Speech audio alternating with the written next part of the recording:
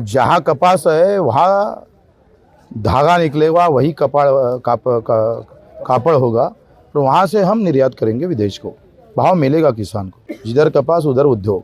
लेकिन ऐसा तो कुछ हुआ नहीं, लेकिन उलटा हुआ।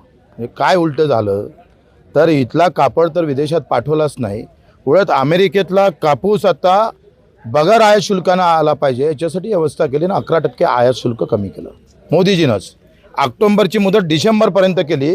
आता अमेरिकेतला कापूस आम्ही 17,000 रुपये क्विंटलनं खरेदी करू आणि माझ्या शेतकऱ्याचा कापूस 6,000ने विकत घेणार की नाही घेणार याची आश्वती नाही। मग यावर कोणी बोलायला तयार नाही आहे। तुम्ही दाबडीला आले, बोलून काय गेले आणि करता काय? बोलले रामासारखे आणि कृत्या रावणासारखं। सोयाबीनवर ते म्हणे आम्ही सोयाबीनचं मिल्क तयार करू, पण तेल 5 मिलियन टन सोयाबीनचं तेल आयात केलं आणि सोयाबीनचे 2,000 भाव पाडले। हे मोदी सरकारनंच पाडले। मोदीजी जे बोलले त्याच्यातलं एक केलं तर नाहीच, उलटं आमच्या गळ्यावर फासा लावलेला आहे। आज सोयाबीनचे भाव 3400 आहे। अर्धे अधिक सोयाबीन यवतमाळची कुठेही निघणार नाही, म्हणजे त्याचं उत्पादनच होणार नाही अशी अवस्था आहे। ना पंचनामे, ना कुठल्या प्रकारची मदत, ना दुष्काळ जाहीर केला जात आहे। म्हणजे अशा सगळ्या अवस्थेमध्ये तो शेतकरी जर आज सोयाबीनचे भाव 3400 असेल तर त्याची सोयाबीन निघाल्यावर भाव किती राहणार आहे?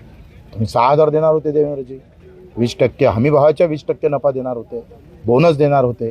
तुम्ही धान उत्पादक शेतकऱ्याला काहीतरी 20,000 रुपये हेक्टरी देता, तर तेलंगणाचं सरकार सोयाबीनला पर एकरी 5,000 देतं आणि MP चं सरकार भावांतर योजना राबवतोय। तुम्ही का राबवत नाही?